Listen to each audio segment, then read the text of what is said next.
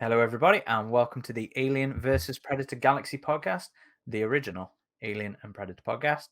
This is Aaron Percival, aka Corporal Hicks, and joining me, as always, are regular. Oh, I didn't think of a themed thing for this one. What are water scientists called? Hydrologists? Hydrologists? I don't I think don't I've heard fucking that know. before. I don't Marine know. biologist if you're studying No, life in no, but water, it's but not. Hang on, study of water, here we go. hydrology. So yeah, it's got to be So you were hydrologist. I've never heard of that, but okay, sure. So joining me are fellow hydrologists. Adam Zeller, aka RidgeTop. Eric Adams, aka Xenomorphine. And making her second appearance is another community guest star back for another Alien comic. It is. Go ahead. SizzyBubbles or my real name, Natasha. Yeah, we've got to the point where we do real names. Ugh. Yuck. But we are back talking Alien as we are want to do on these lovely Sunday evenings. That's when we record them normally. No, it's not Sundays. That's when we stream. But yeah, what we talking about today, Adam? We are talking about the recently concluded Marvel Alien arc Thaw, which is the fourth main arc.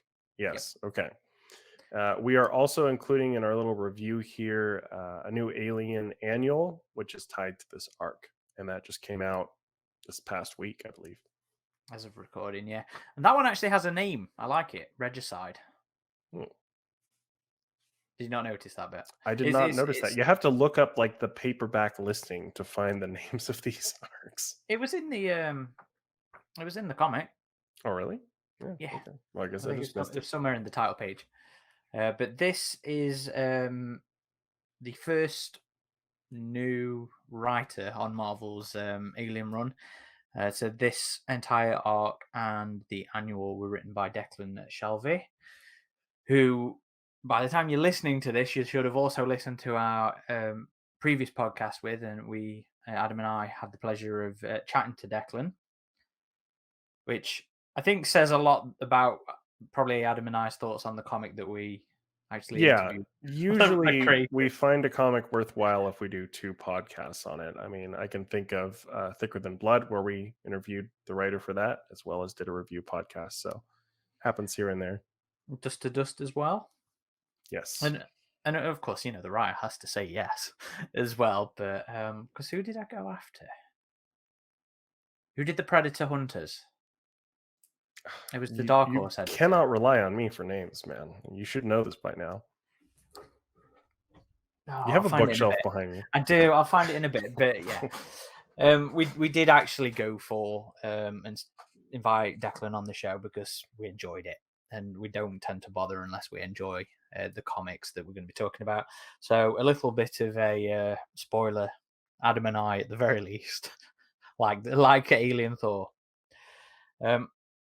Adam, as you've freshly read it, do you want to give us a brief rundown? No, you said you were going to, and I'm holding you to it. So don't you try and weasel out of it. You said. Don't you try and crawl in the vents away from me. Your excuse was, as you've read it, fresher than I have. Well, I did it last time, so it's your turn, and I'm holding you to it. I did it for Preserve. Everyone's passing the Boys, please. What we should do is we should actually be prepared, write up a summary before we're good to go. That's a good idea, because then we don't have to be like, well, wait, this happened. So, yeah.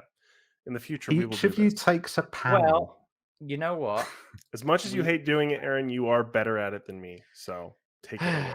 I just find summarizing so boring, I'll be honest. Okay.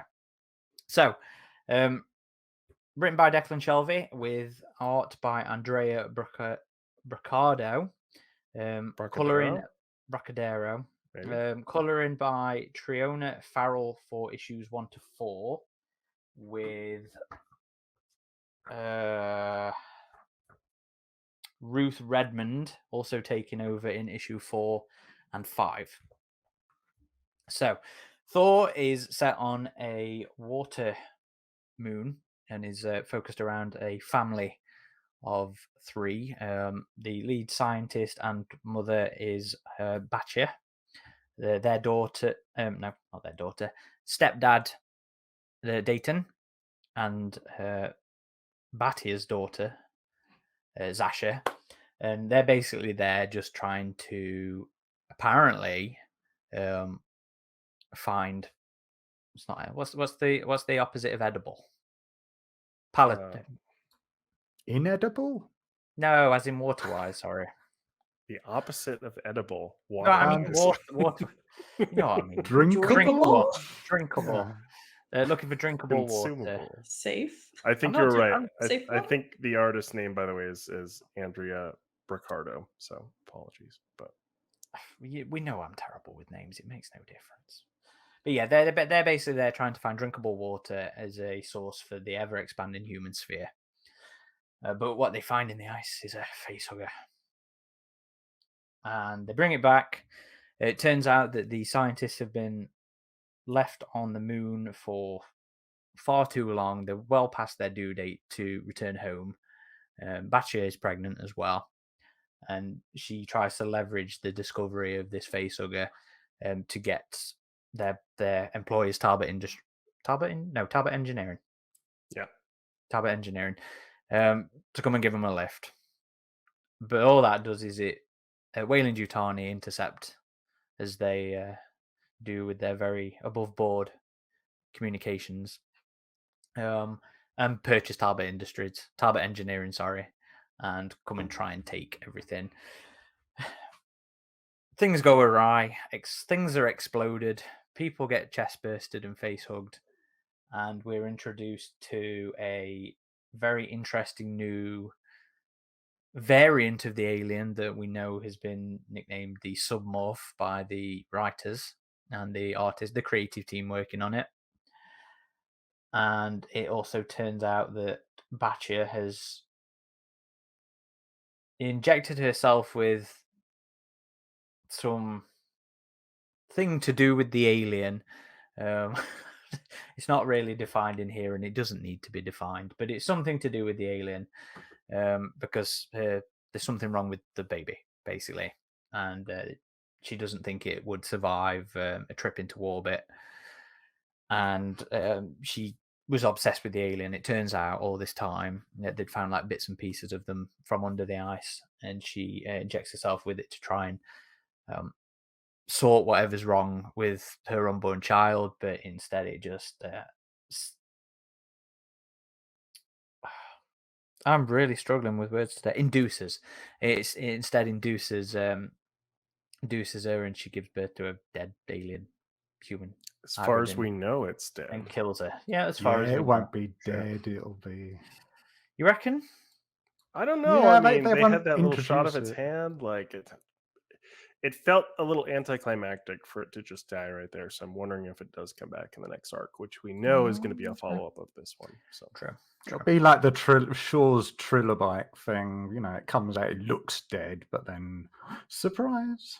And then it also turns out that Dayton was actually an android who had assumed the identity of Zasha's dead father because of Batia asking him to. And I'd hate these summaries, Adam. They're fucking boring, and I think it's a boring part of listening to other okay, people's we'll write it podcasts. up next time. All right, if you're listening to this, you should have just read it. Okay, but yes, basically is what I'm getting at. I don't expect people to be listening to these podcasts unless they've already read the things, because it's spoilers galore in our little discussions, is it not? Oh, by the way, spoiler warning. Yes, as we do with these. But yeah, I mean, the story focuses on this family unit, and is interesting, especially Zasha herself, right? Like I kind of was reminded a bit of Alien Echo, you know, the scientist family kind of thing, focused on a young person. So, but do you want to lead us off into initial thoughts, mini thoughts? Sure. So I enjoyed this a good bit. I don't think it's like outstanding, but I think as far as the Marvel Alien comics are concerned, given the rocky ones we started out with, they've been moving in the right direction.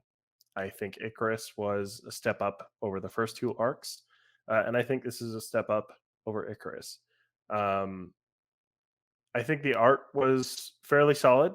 There were a few panels with the aliens where I was like, I don't know about that one, but mostly I was pretty satisfied with the art. I thought the human artwork was interesting. It was stylized. It was almost like a little anime feeling, but not really. Um, but yeah, overall, I would say fairly solid. I'd say for me, did we give it? I guess we wouldn't have given it a score during our interview podcast, would we, Aaron? But to give it a score now, I'd probably say about an 8. I'd probably say fairly solid, fairly entertaining. There are a couple points where it just feels like they're running around the facility and stuff is happening. So yeah, I do feel like it kind of maybe got lost a little bit, but I thought the ending was fairly solid, and the whole family dynamic, um, maybe something I could personally relate to a little bit. You know, when you lose a parent and your surviving parent remarries, there's an interesting kind of dynamic there, I guess. So, um, but yeah, I quite enjoyed it. Eric, how about yourself? I'd say it's probably the best of Marvel's run so far. I've enjoyed this one the most of what they've released so far. The first issue starts off really quite strong. I quite like the first issue. It had, you know, those vibes of The Thing, not just because of the ice, but it, you know, it had that kind of self-contained small thing. I think it feels very isolated as well in Yeah, the same way the Thing. Yeah. Yeah. Second issue, not as strong as the first, but I was still liking it. But then after that, it felt like Adam said, it was kind of like people rushing around, things happen, things blow up, aliens attack.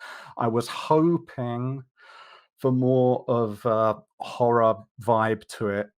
Like one alien or a couple would get freed, and then maybe the story would veer into, instead of attacking the humans, maybe they would sense their brethren are locked up in the ice, and there would be this subplot with them. Well, why aren't they going after us? Oh, that's what they're doing. It could have led into that, which would have been more interesting. Instead, what we got was a drills down. Instead of them being encased in solid ice, it's like an air pocket, so they all get released at once, and then crazy things happen, and it kind of goes into that generic aliens attack people kind of thing.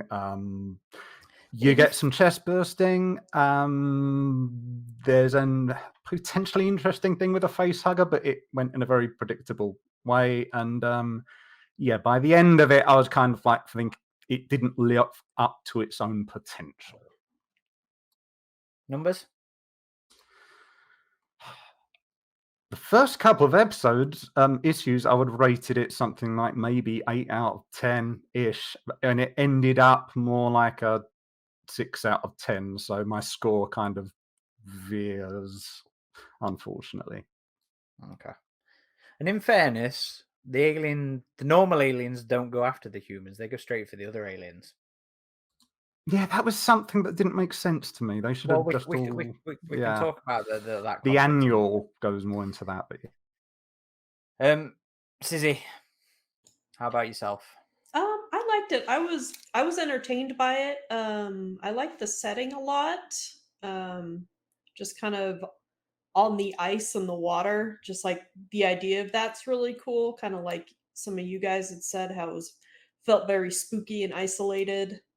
I don't know what the icy aliens were kind of an interesting idea. I don't know if you guys gave them a name. I know they have like an official name from the artist, but I called them the icy aliens or Yeti aliens because they kind of looked like they were like spiky and fluffy, which was kind of interesting. Where did the winter morph name come from, Aaron?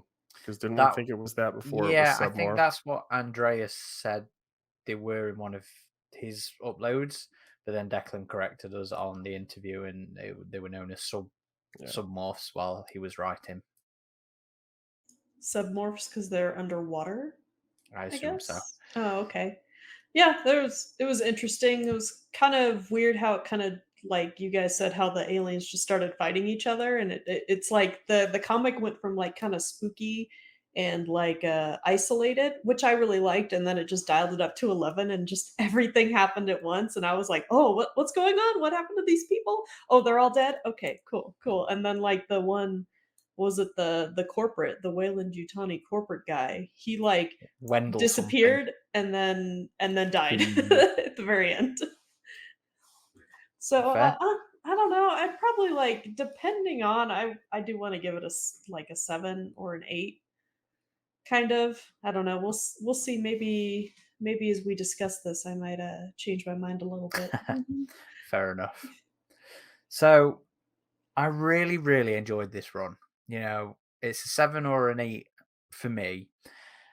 And I had very little to complain about with it. I think there was only one particular moment that I didn't like, and that was when one of the aliens causes the convoy to crash, and there's a big explosion outside, and the people reporting in are asked, what's gone wrong, and one of them goes, I don't really know, it's too far out to tell, and it completely neglects to mention the big ass explosion that they've just witnessed, and all the flames that they can see outside. So it was rolled over a little bit on, and that's really my only real gripe with the series. You know, I love how it starts off with this very thing, isolated, you know, cold and enclosed kind of vibe to it, and I love how it all just fucking everything goes to shit. I love it. You know, being very immersed in Dark Descent at the minute, I've got this very real appreciation for that little moment that just sends everything into chaos, and I think that's so Aliens in feel, and I love it when it happens in here because it seems like this completely under control. The Wayland Yutani guys they've got it all under wraps, and then everything just fucking goes to shit. It's full of really gorgeous moments in here. You know, that panel of the POV of the chest burster looking up through Harrison's chest, I think his name is. Well, one of the Wayland Yutani Commandos. You know, it's fucking brilliant. I loved it. There's some great shots of the submorph. And I had another point, which I've already forgot. There's lots of little things in this that I just absolutely loved. Artwork, I agree with Adam. You know, there were some moments with the alien where it kind of felt like they weren't a part of the artwork. They were floating. It felt like layers. It felt like layers in the artwork, and that tends to be the ones where there's just quite a few aliens on the page, on the panel. And it tends to be the ones a little bit further away. But in general, you know, I loved a lot of Andrea's artwork in this. I think the colorist, you can notice the change in styles. You know, the first 3 and a bit issues are, as Adam sort of described, a little bit anime-ish in the coloring. It's very a lighter sort of palette to the colors, but then in the last issue and a bit, it's a lot darker. It feels a little bit less stylized. Still works, but I think I kind of preferred that, you know, paler color palette in the first few issues. Like more subdued colors rather than the Yeah. bright colors. Yeah. But that's not to say that the last 2 issues were bright as well. It was just a different tone to the colors. But yeah, I really enjoyed it. Really enjoyed it. We'll not talk about the annual yet, but let's start picking on specific things for this one. So, is there any particular aspect of Thor that people wanted to address first? I know, Aaron, that you very much appreciated the dog catchers or ape suits. Yes, I love the ape suits, and it was cool to see a squad of those like take their helmets off, and you get to know them as characters a bit more. So it's not just your typical Marine unit; these are mercenaries for Wayland Yutani, but we do have a bit more characterization for them than I feel we might normally get. So I did enjoy that aspect of it. And it was interesting in that, you know, one of the things we asked Declan about was this you? Did you shout out that these guys are Wayland Yutani Commandos? And it's one of those moments where we sort of learn how much the artist can also contribute towards the story, because all that design, that element of it came from Andrea. You know, Declan just wrote general Marine type people. and then suddenly the artist knowing his lore and background and going, let's make these fucking Weyland-Yutani Commandos, brings a little bit of an element to it, because I love the design of the ape suit. I always have. I know it's impractical as shit as a armor to go against the aliens, but as the expanded lore has started to make them out to be, these are all-purpose. I forget what the E stands for. Is it all-purpose environmental suits? Something like that. They're supposed to be a general sort of armor that the Weyland-Yutani and some of the other military forces in the wider lore now use. So it kind of works a little bit better that, yes, these might not be the most ideal specific alien catcher uniforms to go in for, but it's a visual thing that's expanded out quite nicely, as Adam says, because we then get to know these characters and learn a little bit more of, you know, the sort of people working for Weyland-Yutani. It's a small thing, but it meant a lot to me, and there's a lot of little bits like that in this comic that really pull it all together for me. You guys have any thoughts on the Commandos? It was, as you said, it was nice to see them in there. Just something related, it was also nice for this to be one of those stories which, instead of falling back on the whole the xenomorph, it's a xenomorph XX121 thing as well. But yeah, I agree with you. I'm someone who is not a fan of the suit design, but I really appreciated that they included it, because that is, you know, that's in canon. That's how the Weyland-Yutani people are. It's really nice to have seen them in there. I really liked it also personally. I thought when I opened that page and it was like them busting down coming through, I was like, oh, those are the from Alien 3. I was like, that's the ape suits. And I like, even like, I was like, wait a second. I looked on my phone. I was like, those are the ape suits. I thought it was pretty cool, because I feel like a lot of time when there's kind of like any type of military or whatever, it's always like the Space Marines. It's like, oh, well, they hired the Space Marines or whatever. And it's kind of nice just to see, you know, something from Alien 3, I guess, because I do really like Alien 3. So that was pretty nice for me as well. It's nice to have the visual differences as well. Mm-hmm. You know, it's like you're saying, Sizzy, with them just looking like Marines. You know, that was something that I think Bloodlines, I'm struggling to remember things at a minute. Bloodlines suffered with, was they had these Weyland-Yutani security forces, and they rock up looking no different than a cloning Marine. And in some ways, it can feel like a bit of a cheap remember berry, trying to associate things with stuff that might not necessarily fit. Remember Aliens? Everyone liked that. Yeah. These aren't the same kind of people, but they are kind of the same. So yeah, you enjoy this. So it being visually different, I think, adds another layer to it that makes it seem a bit more seriously thought about, even if, you know, in this one it is the artist that's made that conscious decision, but it's still a great decision. And again, we underestimate what the artist can bring to these things, you know, when they're contributing on that level. Yeah, I thought it was also interesting, kind of continuing on with the family dynamic, is this is yet again we see I guess I'm assuming they have a romantic relationship between the mother character and this android that has replaced Zasha's father, unless it's just all for pretend. But this is an element we saw explored a little bit in the novel Inferno's Fall, and there's also a bit of that at play here, which is, I don't know, it's just one of those things that the androids are always such a big part of the alien universe. So to explore that dynamic between them and humans a bit, I always find kind of intriguing. I never took it to be romantic, or at least when you find the twist going back, it's not necessarily romantic. No, I didn't pick romance up. It just seemed like they are a family working. It's like a surrogate type.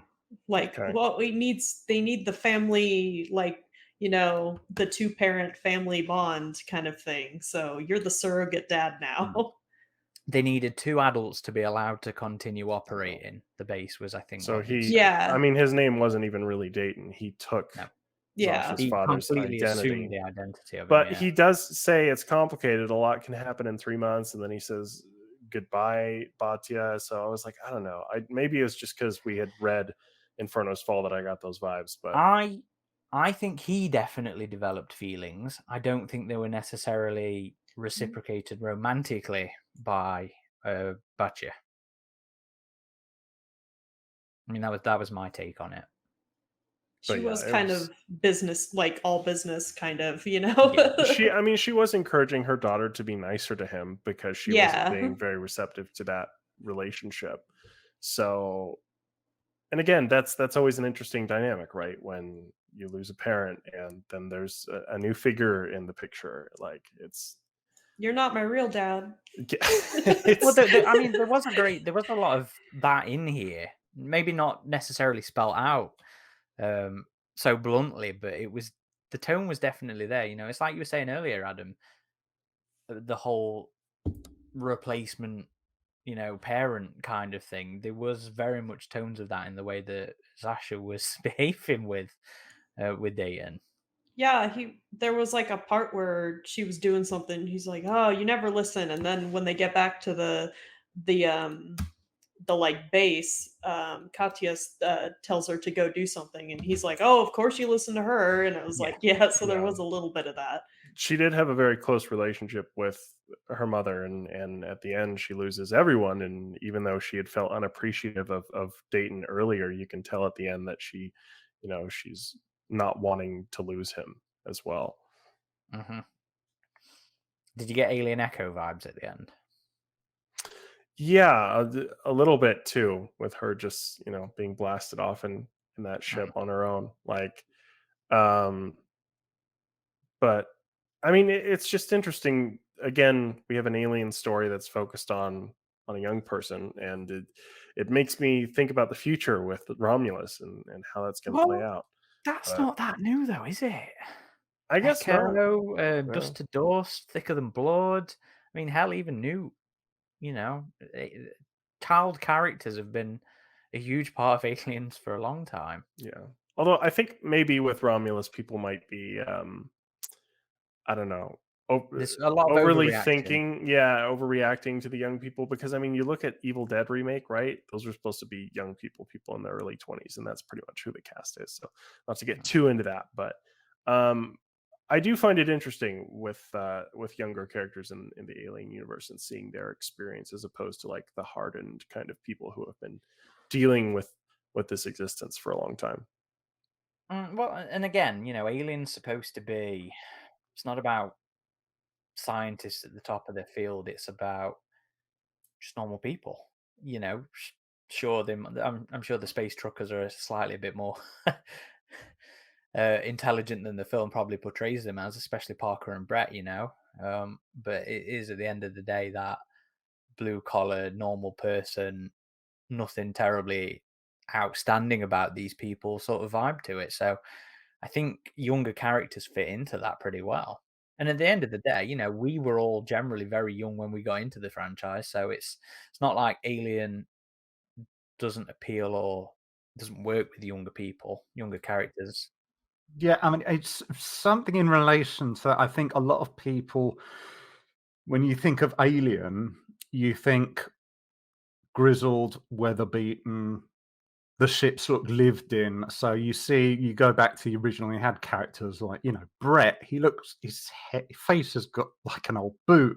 You kind of want that maturity level with them. Whereas you had a film like Prometheus where you had these wide-eyed, that sort of inexperienced vibe to the characters. It didn't feel as plausible for a lot of people. They wanted people who felt like they've been out there at the frontier. They're bitching to one another, but they do forget, like, the Marines don't look old in Aliens. They look like 20s, maybe early 30s at most, maybe, which is, for their jobs, that would probably be, I imagine, typical. I think it's just Especially that in the people, ranks that most of them are as well. yeah, because they're not going to be like old. But you got Apone. Apone looks older than them, but Apone is the guy in charge. So Supposed to be, isn't it? people they appreciate people who look like they've lived life, and in some ways that can make them more interesting because they feel like they have more of a backstory to them. So I think that would be more inviting to an alien set story for most people. They gravitate towards that. But yeah, a young person isn't necessarily a deal breaker for it. I think that's what we have to keep in mind. And I actually liked what Declan did with Zasha in this because, yes, she might be young. We don't know how young, probably late teens, I guess, or mid-teens. But it's like you were saying there, Eric, it's them having a background, it's them knowing feeling like they know what they're doing. And I think that's put across really well in this. Even in the sort of opening issues when Dayton's sort of walking Zasha through getting down there and getting the sample and what have you. And she's very already weathered. I know what the fuck I'm doing. You don't need to babysit me. And again, a little bit of that can just be the stepfather angle to it, but it also speaks to her experience and not being a greenhorn, not being a helpless child. It's somebody who's been pulling their weight in this cold and isolated place, and feeling as mature as any of the which others. we got. I think that helps. That's why Newt has been so iconic for all this time, because they meet Newt and Ripley tries to coddle her, and she just says they're dead. Okay. Newt she's been forced to grow up really quickly, but she's plausible in that way, and the audience relates to that. Newt, she earns our respect on screen quite quickly, and she comes across as a child who has seen these terrors and she's had to live through it because there's no other option. So you get a character like this who, yeah, she's physically young, but she has been out there on the actually equivalent to someone in the old days being on a pioneer type town. And back in the day, like, you would have not lived very long. So yeah, I mean, as long as somebody comes along and they have a mature mentality, I think sometimes that is missing in a lot of TV shows, and that there is a temptation to put a young character in there, but they feel inexperienced. Whereas if it's a character who feels they are maybe not mature for their age or something, but you can respect them because they've been living out there. That's fine, but you have to have that kind of thing where they earn your respect for that. People will feel like, oh, is that a red flag? They're doing a cast of young people, whether it's for a comic or whatever. But I think as long as the characters earn your respect by conveying that sense of maturity, I think that's fine. That's how to do it. But it's difficult to do as a writer. You have to do it as a competent writer. What about you, Sis? Do you think that they pull off Zasha well in this as a younger character?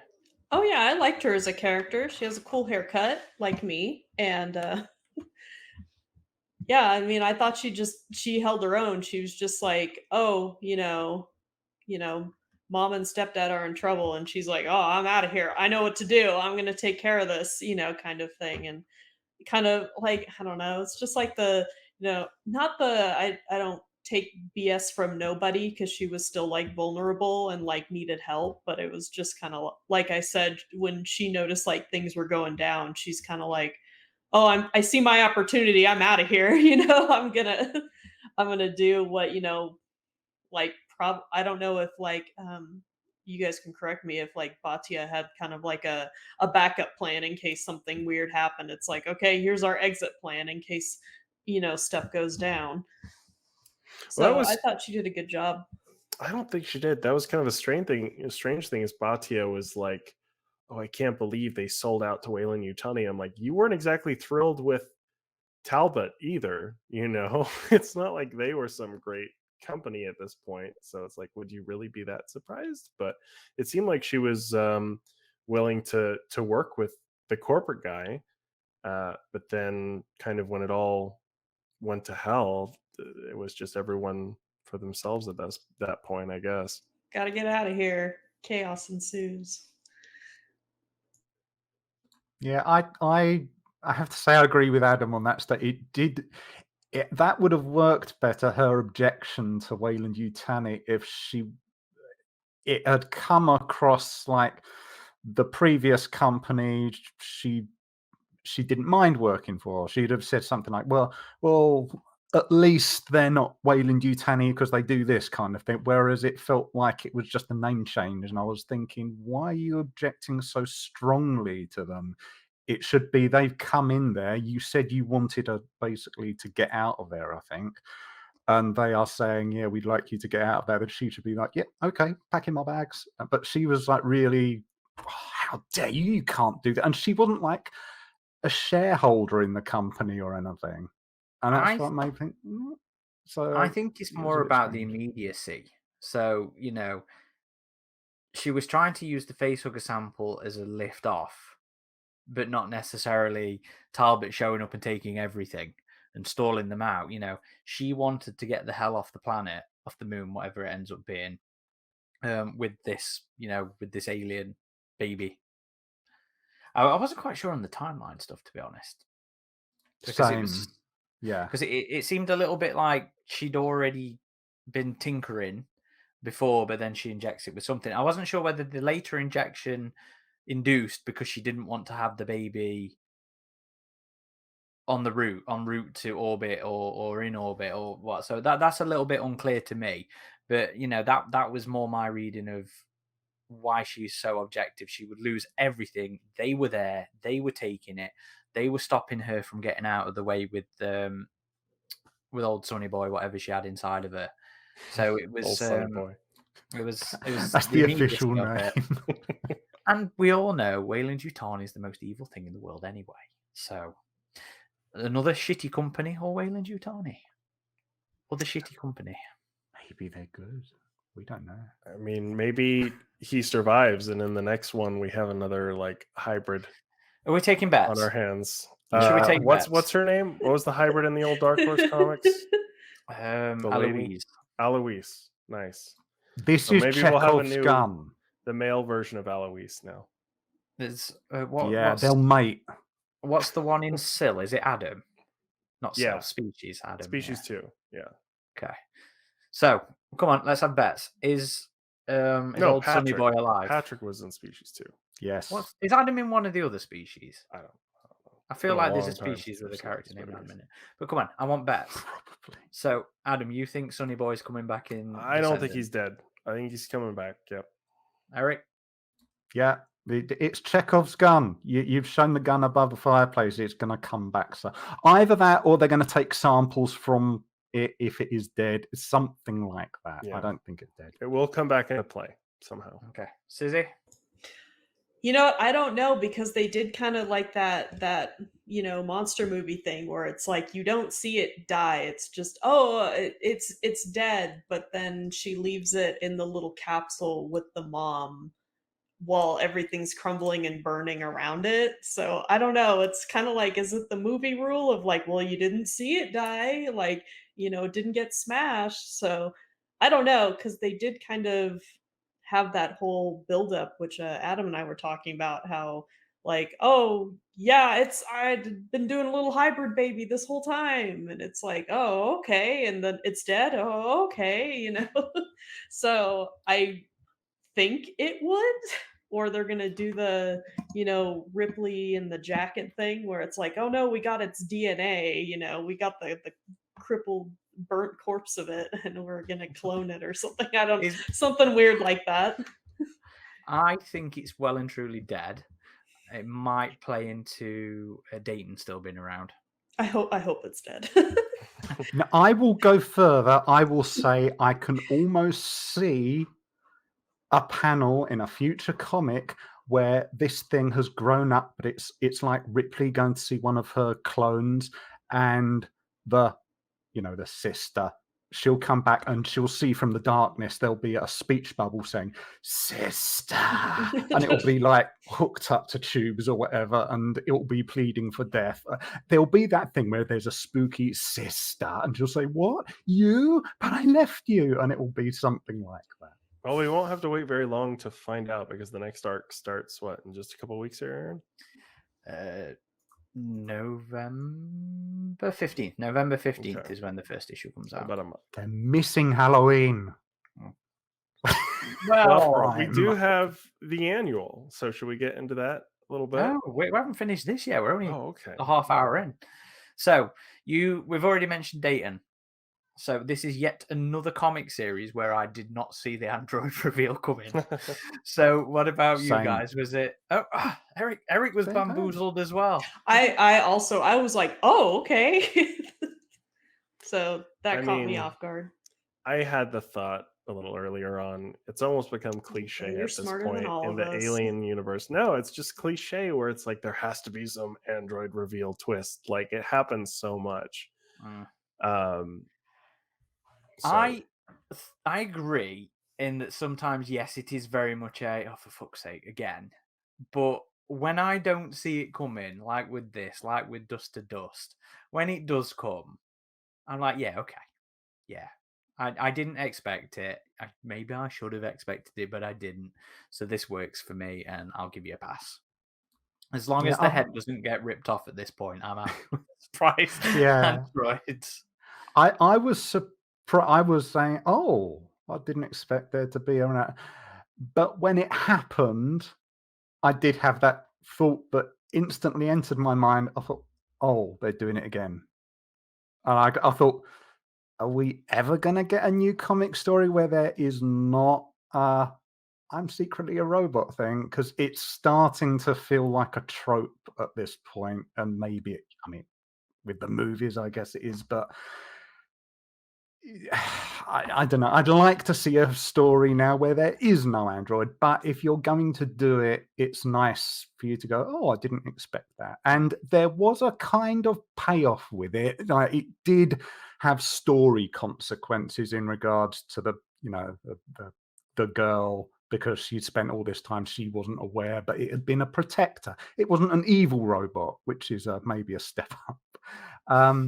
No, David. So yeah, it's nice that I was surprised, but on the other hand, it was like another story where there's a secret android reveal. Another one.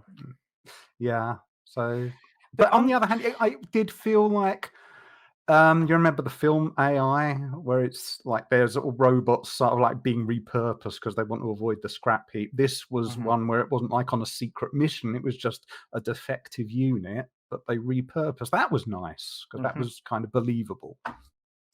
But don't get me wrong. I see what everybody's saying, about the danger of them being tropes and stuff. But on the flip side of that, it's also such a everyday, average, workaday part of human life at this point, it seems, in the Alien universe, where it's not unusual that there's an android on there, and it shouldn't be unusual.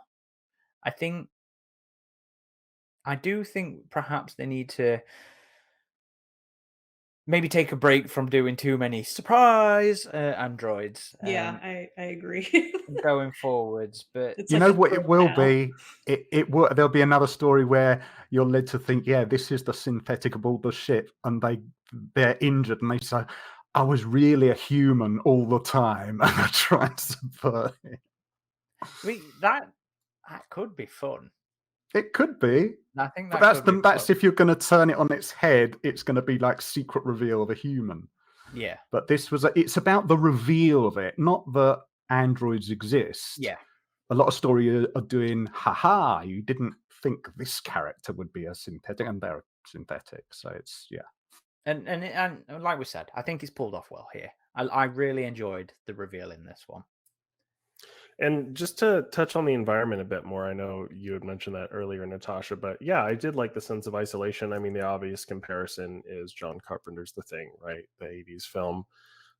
Having the alien in an ice planet world. I mean, just the xenomorph in an environment we don't typically see them is kind of appealing. It's one of the things I found interesting about the second arc revival is you had like the alien in farmlands and cornfields and stuff, and that was an interesting setting for it. And it was the same thing here for me. But in the facility itself, as well as in the ship, it almost reminded me of AvP2 a bit because it was very like Nostromo-esque, corridors and stuff. So I think environmentally, the artwork was really solid for me. They're all at Space IKEA. We've been through this. There is one super chain of Space IKEA that provides all this prefabbed colony buildings. So that's why it all looks the same, and it's fine. I really liked Andrea in this. I thought world building wise and authenticity wise, he did a fucking phenomenal job at making it feel part of the Alien universe. At recreating those sort of shapes and textures from the Nostromo, from Hadley's Hope. And it doesn't feel inappropriate, I don't think, to see these repeating sort of styles, because again, sure, it's a headcanon, but I do seriously think there is probably some form of space IKEA. I do. I know I take the piss saying it as space IKEA, but like pre-built, prefab, like stuff prefab. Yeah, that they that's just exactly what they just have a crane and they drop it in, and weld it together, kind of Mhm. stuff. Yeah, It's modular design, but yeah. Can I just say a shout out also to the little Dippy Bird? They managed to put one in the Yes. story. Yes. And that was saw another that. thing. I think that was another thing to Andrea knowing the series so well. And Adam, I really wish we'd have got him on. We need to start doing More artist stuff. dual interviews and have the writer and the artist on. I agree. Yeah. We really should be doing that going forwards. But yeah, I think it worked great because so much of the visual style just feels so appropriate, and you can feel it feels part of Alien without feeling too repetitious. One of the things I dislike about, I know we're going all the way fucking back here, but like one of the things I dislike about book one is the visual language, and a little bit of terminology, saying things like blaster and this very generic looking weaponry and stuff like that. It has a little bit of a disconnect from the franchise that it's a part of. And when your artist knows the world so well, it really does add an extra layer to the ability for the artwork to just pull you in to the experience, to make it feel so familiar, make it feel so appropriate. And yeah, I think Andrea did a fucking phenomenal job on this book. And the aliens are nicely biomechanical in this as well. They look really nice. Yeah, I thought there was quite a few good panels, quite a good few shots. I mean, I know Adam sort of mentioned, and I mentioned as well, there was some where the alien didn't feel quite right, and for me, that was the panels where it didn't feel. The perspective of it didn't feel like it was really a part of the artwork, and it was infrequent. But there was some great shots of the alien, and I'm gonna hope Adam isn't gonna point out some overly referenced examples or anything like that. I haven't found any yet. I mean, I'm looking. There was no, I'll be on it. I think. What, you want me to look? I'll look. I think Natasha, you and I both noticed the one panel, like the first one where you see them all frozen in the ice. Mm-hmm. That one was kind of, I don't know, but that was iffy for me. It overly static, obviously, because they're in the ice. Mm-hmm. But that was like one of the ones where it felt a bit like the layers weren't. It was layered. It felt like multiple Photoshop layers, and it wasn't all. It felt like they kind of stuck aliens everywhere. Yeah. Like it wasn't like hand drawn. Like the whole panel wasn't hand drawn. If that makes sense. No, There was I a couple agree with you. action scenes that were. It felt like I call it like floating aliens, but yeah, that's like the thing where it's like the action is weird because it felt like they were just selected and put into the environment rather than drawn into it, if that makes sense. It reminded me of that shot in Alien where it's just the stiff suit just floating outside the door kind of. Yeah. It might have been a callback to that, I don't know. But there are a number of alien panels throughout this arc that are quite solid. So really nice and they really do have, detailed. they have to work. I think. Yeah. I mean, they have to work with deadlines, and reference is used in art. It all depends on. Yes. You're putting your own spin on it. You're making it not look overly referenced, because then we're seeing something we've already seen before, even if just subconsciously. And I don't feel like anything in this felt overly referenced. Yeah. I think it's just that one criticism of them not feeling. It's like Sasha. I combined Sizzy and Natasha there. People It's call like her Sizzy Tasha says. sometimes. Or it's like- Zasha. we'll go Tasha for this one. It's like Sizzy says, you know, it feels a little bit floaty. That's my only real complaint about some of the alien artwork in this, and it's only when there's lots of them on that one panel. That, like, the big chap, especially if you're doing like those old big chap type aliens, which have so much intricacy and whatnot. It's like, if you decide you want to commit to that type of look, you know, things are going to get a little sloppy when you're sketching them, because you're going to, you know, you're going to realize how long it takes to just draw all that. And All the so car eventually it's just going to turn into lines and hints of like these certain, like, you know, little details, and then a couple panels that are the super detailed, like, money shots. And Declan Shalvey is an artist himself. He did a variant for the first issue, which was a facehugger encased in the ice, and that was cool to see. He also did the cover for the annual, which we'll also be talking about soon. So yeah, it was kind of cool to see some of the writers' artwork in there as well. You always wonder, like, because there's only been a few real instances, I feel, where we've had a writer also do the core art, the interior art. Gabriel Hardman and James Stokoe, James right? Stokoe, yeah. Yeah. Was a Dead Orbit, wasn't it? Yeah, that's James Stokoe. Yeah. I don't want to be like a negative, but this had like a ridiculous amount of variant covers. I didn't know. I think I only have the first like 2 issues, and then I'm actually looking at the Xenopedia, and I'm like, oh my god. See, I thought it had less than we've had in previous arcs, but maybe they're just not all listed on Marvel's site, because I know there's this one company called Unknown Comics, and they get a lot of exclusive variants for the Marvel Alien runs, and I'm seeing one here that I had not seen before for issue 2 in this. So each one, most of each issue had like 2 variant covers from what I can see here. Like, yeah. I mean, that's pretty standard. Yeah, I think it's a lot though.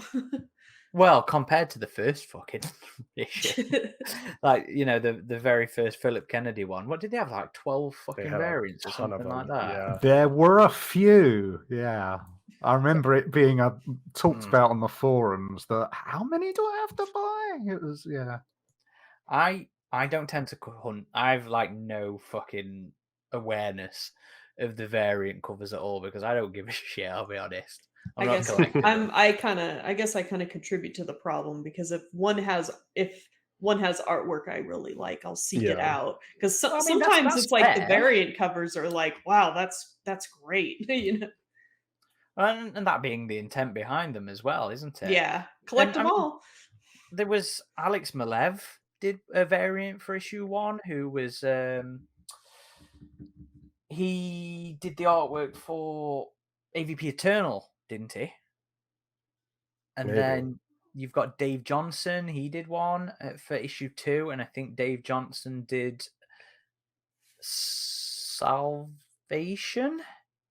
Alien Salvation, I think. So, you know, they have been getting some good names. And looking at the variants that Xenopedia has up, I think there's only one I don't really like, and that's fucking Gabriel Del Otto. Like, the other stuff I think looks fantastic. But you know, if you do go after them for the artwork, then fuck it, yeah, that's your prerogative, isn't it? You know, there's some great ones, and that's the entire point of them. But I mean, personally speaking, I'm only hanging them up behind me if they've got somebody's name on them. So I don't tend to hunt them down. But that's just personal. I know, Adam, you're part of the problem, aren't you? You like to get loads of the variants. Less so. Maybe it was just the initial excitement about, you know, the comics relaunch. I'm hunting them a bit less these days. Just like Natasha, if there's like some art I see on a variant that I really like, then maybe I'll get it. I just have this local comic shop I go to in Salt Lake called Black Hat Comics, and they're great. So if there's a variant I want, I like to support them. But typically, I'm still kind of just waiting for the paperback when it comes out and getting these digitally on day one so I can read them. So you're not actually buying the physical floppies? I mean, I am, but I'm just not going out of my way to, I guess, like I did before. It's like when I see them, when I get around to it, I do. If I miss an Okay. issue here and there, Do you know how to sometimes pull I do, this then? but no. Okay, fair enough. Yeah, I have a normal pull list, and they just put whatever's alien or predator. Is there a comic in shop my pretty bag. close to you, or? Yeah, I have one that I've been going to since I was like 12 years old. Wasn't getting comics at the time, because I'm a poor child and I couldn't afford things. But that's where I used to go for like my very first. I got my very first McFarlane figures from this shop, Ground Zero. And all through the years I've gone there, and it's where I've got all my comics from. It's where I get my Spider-Mans from now. It's where I get all my Alien and Predator stuff from. He knows me very well at this point. Yeah, our comic shop owner, Greg from Black Cat, he knows we are the ones that come in for the Alien and Predator comics, and that's pretty much it. But do you know my? Hang on, let me stop my camera for you video people.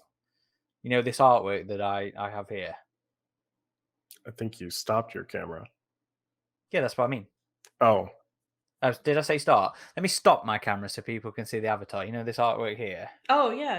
Oh yeah. Your avatar artwork. Yeah. Yeah, my avatar. The Richard who runs the store, he did this. Oh, really? We commissioned this from him. Yeah, that's cool. Oh, that's awesome. For our audio listeners, it's me in colonial marine garb fighting off an alien.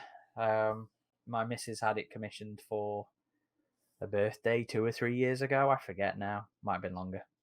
That was a fun one. But yeah, Eric, we were just bigging up local comic shops. Right.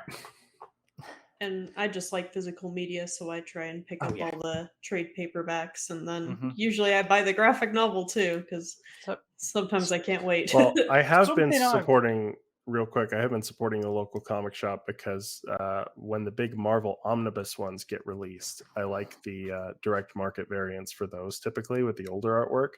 So I'll just say, hey, can you reserve me one of these? Because I prefer to just buy it from your shop than buy it from Amazon. Yeah, that's fair.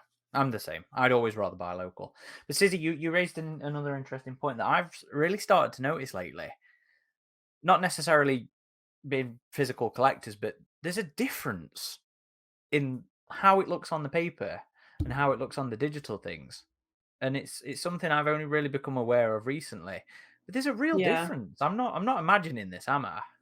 No, I know what you mean, and I mean there is just a difference between like the screen, your screen settings, the technology, and then just how it is on like paper. So I don't know, like I don't even know how they would actually just do it, because I know like comic books are done like all digitally now. So they probably just send the files over, and whoever edits them, then they upload them onto the iPad app or whatever. So not sure how that works. Probably just printing them for the comics probably makes the colors different. I prefer the printed versions, I'll be honest. Yeah. Well, I a lot like of this reading artwork is printed stuff.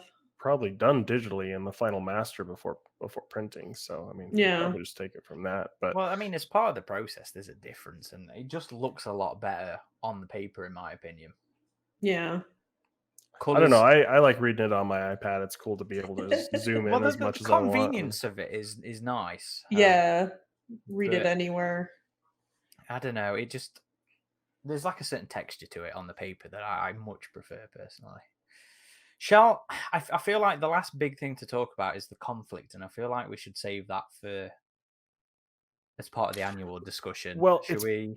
I mean, it's part of this. This comic goes into it a bit. You see this new variant of alien, which we mentioned, the submorph. It starts fighting our traditional kind of aliens, and that is what the annual is about. It is a prequel to this one. It is, I guess, how these aliens ended up in the ice in the first place. But yeah, I did like the design of this xenomorph variant, the submorph. Like it looked interesting how it was all white, and we had the white face hugger as well. And the annual poses some interesting questions that I'm kind of curious to talk to you all about. So I don't know, are we done with this one? Should we move on to the annual?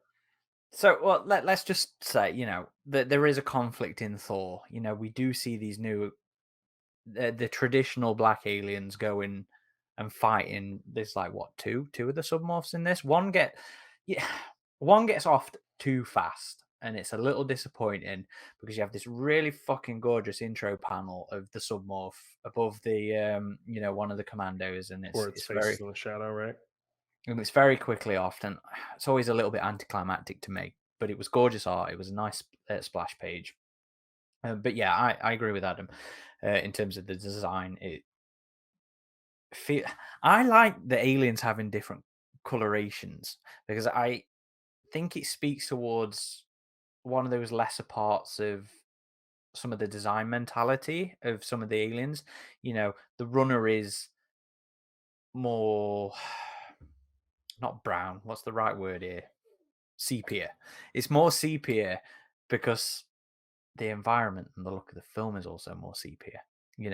And there was a whole thing around the development of 3 to be that they do take on chameleon-like pigmentation changes and stuff like that, and I like it in here because it's something that would seemingly be inherited from its host, a genetic adaptation for camouflage within the sort of snowy environment. So I like to see this white form here. It makes a lot more fucking sense than that irradiated bullshit from Aftermath, the ghost xenomorph, whatever it was. There is an old. I remember back in the late 90s, probably it started then after the release of Resurrection, and fandom did come up with this theory that maybe the alien does have this chameleon ability, and that's why they look those different colors through the 4th film. It's an interesting theory. It was a thing in Vincent Ward's script, if I remember rightly. Yeah, more deliberately. But fandom was coming up with this like a way to retroactively explain, well, why did the one in the 3rd film look more brown and the ones in the 1st and 2nd? It's interesting because it would mean wherever they turn up, they would look a different color, perhaps, just to blend in with the environment. I like that. They do it differently in the story. I think that's a nice trait to give them. But yeah, it's an inherited trait in this. It's like a rapid adaptation type thing rather than animals breeding to adapt to a changing environment. They just do it generationally. It's just oh, I need to, because that's the thing is they're super adaptive. So it's oh, I need to be ready to go and do some murder in this environment right now. I like that. Do some murder. Yeah. Well, on the last panel of this comic as well, it looks like we see a submorph queen because they kind of show the traditional alien in a submorph kind of imposed on the planet as Zasha is flying away. And it looks like a queen there in that last panel. I mean, was that just me that thought it looked like that? I think that's what they're hinting at, definitely. Well, I mean, it makes sense considering what we see. There's always got to be one. They got to do the Regicide aliens genocide type thing. I mean, it kind of has a bit of a swept back. There's the dimples that go off into the crown. Oh, and we see the furry spider thing at the end of the comic too, right? Is that what's under the water? The one that had fallen in initially, it fell into the water and it was kind of dormant until everything started crumbling.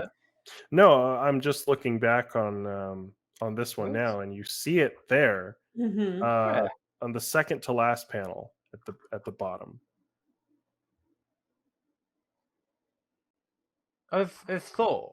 Yeah, where it says what might we find, and it shows the sinking ship, and there's this shadowy mass there, and I think that's meant to be the spider critter that we see in the annual. I hadn't noticed that. Yeah, very nice.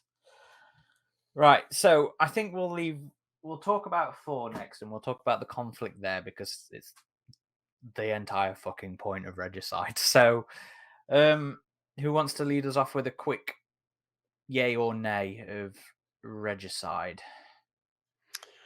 I mean, when we talked to the writer, Declan Shelby, we were quite excited with the prospect of a dialogue-free alien versus alien story. That sounded really cool. And there's some things I feel this comic still does pretty well.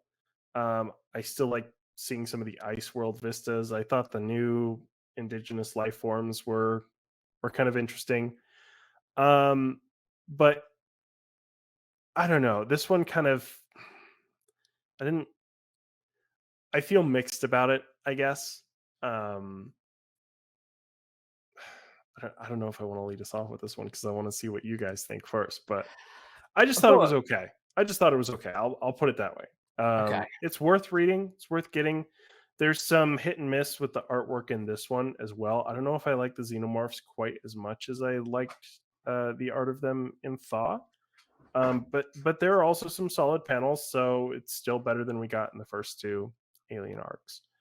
But I don't know. I just felt kind of mixed about it. I did not get on with Regicide. I didn't like it anywhere near as much as I liked Thaw. And I think it largely comes down to nerdiness and nitpickiness in that I did not like the spider wolf things, the indigenous life, because I wasn't crazy about those either. they are far too big for the facehuggers, to the point where the implication is that one of the wolf creature spider things is impregnated by swallowing two facehuggers. They and then crawled into its throat, yeah. And then gives birth to two. So that didn't work for me. I didn't like that. One out of its head. Can I just say, that's no different to the first AvP comic, where there's a large snake thing and it attacks an egg and a facehugger is swallowed whole. And the next thing you see is predators come along and it's exploded from a chest burster. It doesn't explicitly That's the show same. that. Yeah, it says the facehugger goes into the mouth, so it's swallowed whole. And the next thing is the predator hunting party come along and it's had because a facehugger just needs to introduce its embryo into the host, no matter how. Now, if it's crushed in the process, yeah, but something the size of these things, I can imagine them doing their thing. Or if we're going with the Alex White interpretation with, Plagiarius, I was gonna bring that I don't go with the Alex White thing.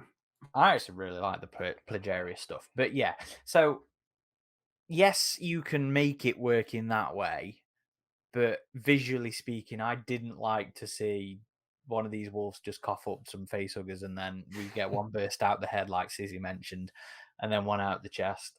So I didn't really like that. I think artwork-wise, it's a lot more Daniel's, and I don't know if it was the colours in the end that did it, because I don't know who coloured it. I can look it up real quick. Colors were by it doesn't. This isn't real quick. No, you're right. Oh, okay. Ruth Redmond is the colorist. And it looked a lot more cartoony. Not stylized, not anime stylized, not like Thor was. It looked cartoony. It kind of reminded me of AvP Thrill of the Hunt. Yeah. Yeah. Yeah. And Thrill of the Hunt was the not so good one. Compared to Civilized Beasts. Yeah. So I wasn't massively keen on that. Just the experience of them being two alien breeds going at it, I think was fine. I liked it. I enjoyed the no narration, just panels of aliens having a go at each other was fine, and it was a nice visual experience in that sense. And there was some good panels. There's that nice big 2-page splash of them going up against each other. But in general, yeah, it felt not quite as detailed.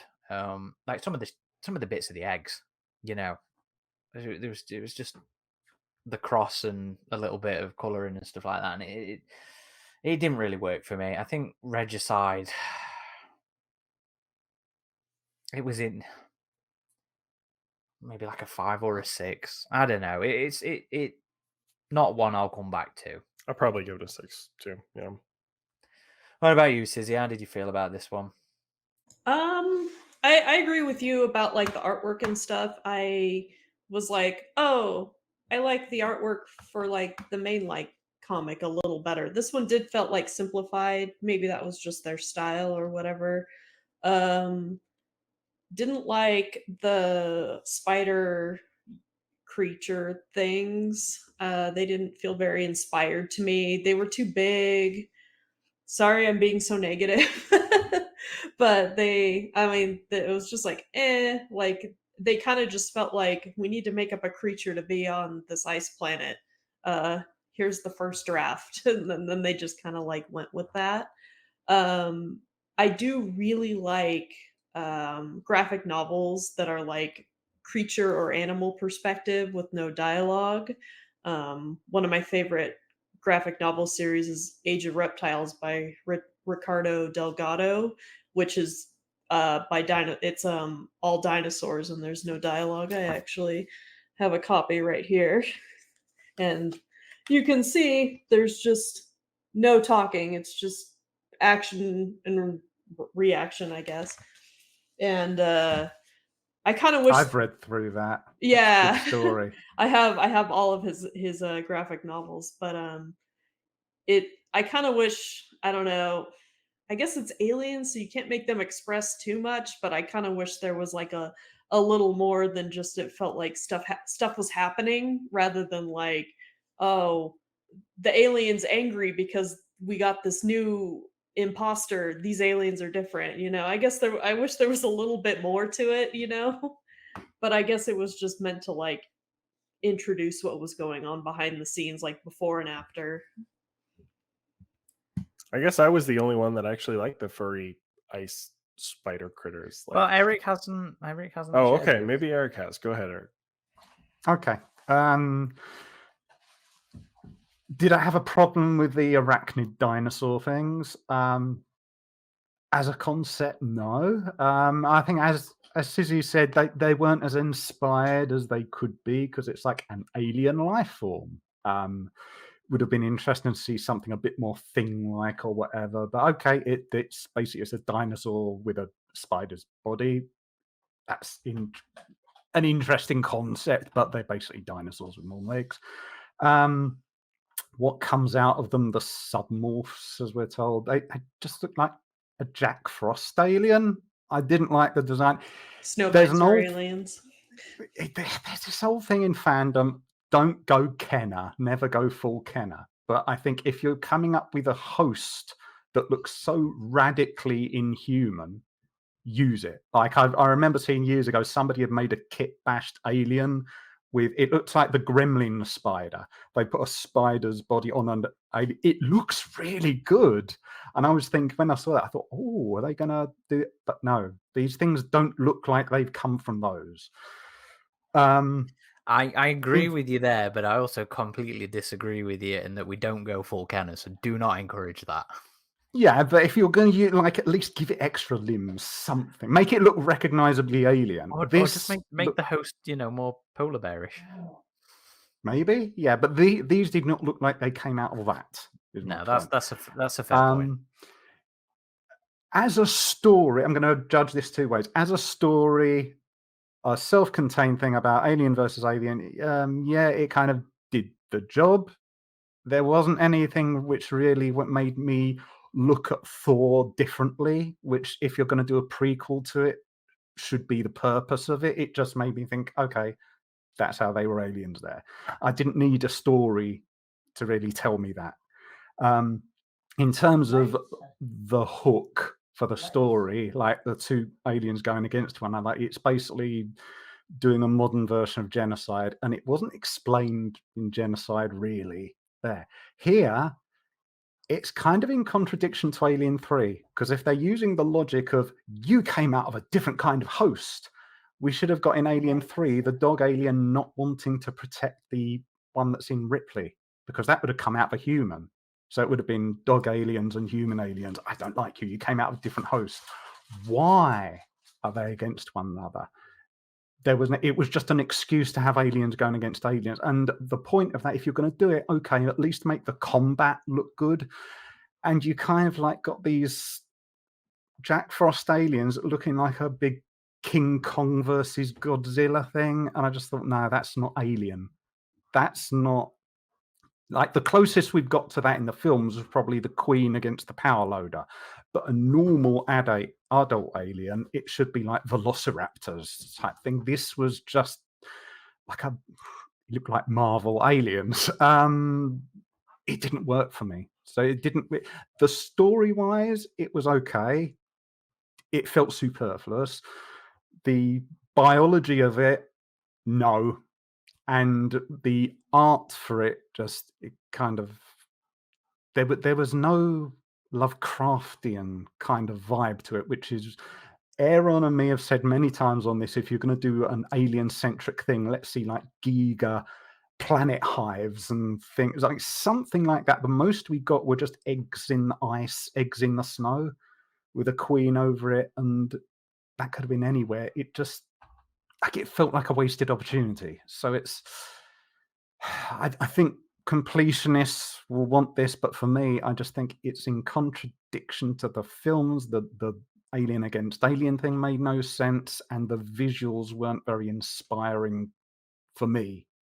I'm sure other people, there are other fans out there who go, no, that I loved that, but for me, they didn't work on all those levels. So story-wise, kind of worked, but it felt superfluous. But everything else, yeah, they should have gone through other drafts of the script or something. I don't know. It just didn't work for me. No, that's fair. I think we've all pretty much said Regicide doesn't really work for us, haven't we? Yeah. I think there were some odd bits of the art too. Like there's a couple panels where the main Gigarish alien has this huge underbite, mainly on page 22, but also on page 20 a little bit. Oh, I'm gonna have to look at that. And then there's a splash page which is 25, where it almost looks like the artistic style has changed for a single panel. It's very odd. And then the I noticed Queen, that too. Which page? 25.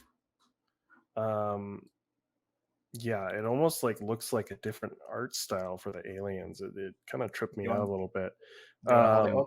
Yeah, There was sure. a time where like the So, icy aliens, like the design was a little different. I don't know if this they just bit, decided to look, yeah, if Big they splash decided to page. go like I mean, more compared simply, to yeah. let's see, a little earlier. So yeah, like compared to this, and here's the weird underbite I'm talking about, right there. Like, I mean, Yeah. Yeah. what is going on It looks there? very stylized. I Yeah. think it's meant to convey movement and things looking like it's lunging, Like but yeah, intense it's, movement. yeah. But also the Queen, like you can tell he's using the AvP Queen as reference here. Oh But yeah. in other panels, With the it's just your spiky crown. typical smooth crest. I'm like, at least have consistency if you're going to use reference like that. But I don't know. Should we talk the conflict then? Because I feel like this is the Yeah, there were a couple things I wanted to touch on there as well. But you're right, Eric. I mean, it is kind of, we have these alien on alien conflicts before, right? Like genocide, like in AvP extinction, we have the different strains. But but typically there's when always it's a bit more to it though. Yeah, it's usually just a different strain. There's something different about them genetically, but it's usually not just because it's from a different host. So that's odd here, unless maybe these creatures have some sort of DNA that's like in conflict with the normal aliens or something. I don't know. It is a bit odd, but one of the things that I found quite interesting about this is that we have a submorph queen, and the face huggers from that queen are affected. So then we get submorphs coming out of humans in the previous comic Thaw because of that.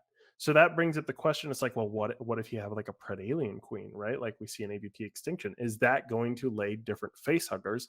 And are we going to get predalien type aliens coming out of humans if that was the case? What did we see when we were fucking about that last level of extinction the other day? Oh, the Predalien predalien runners. carrier, right?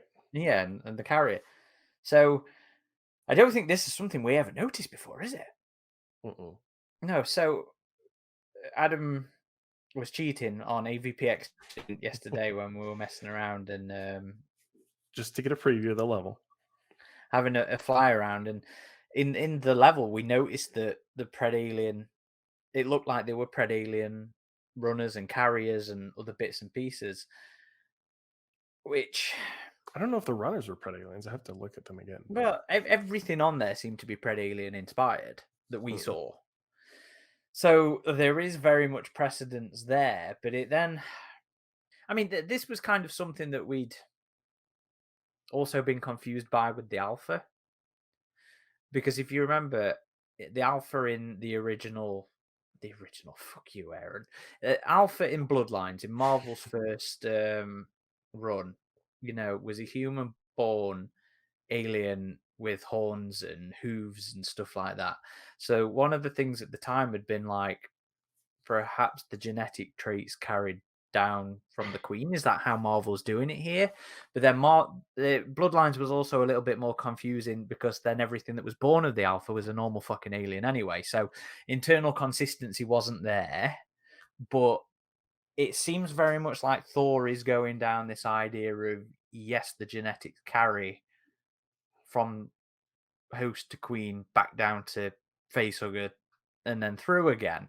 And it's kind of an interesting thought, in that that's also some of the things that was considered around the very first Alien, and what has been going off in the prequels. The idea that they're doing at the minute is that the alien is, well, I suppose even as far back as Alien, one of the ideas was that the alien looks biomechanical because it came out of eggs that came out of the space jockey, so that biomechanicalness was carried down. And that's something that seems to be going on with what Ridley's doing at the minute, or was going to do at the minute. Hopefully he never gets to fucking finish this off. But that design lineage, has been an idea, has been around for a while. So I can get behind that. I just wish Bloodlines had been consistent with that, if that was what they were intending to do. Declan seems to be being consistent with it here, and I can live with that.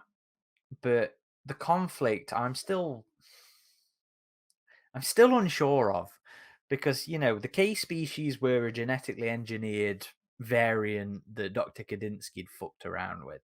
The conflict in Genocide was because the true Queen Mother had died, had been killed, and you had two new Queen Mothers, so you had two new strains going at each other.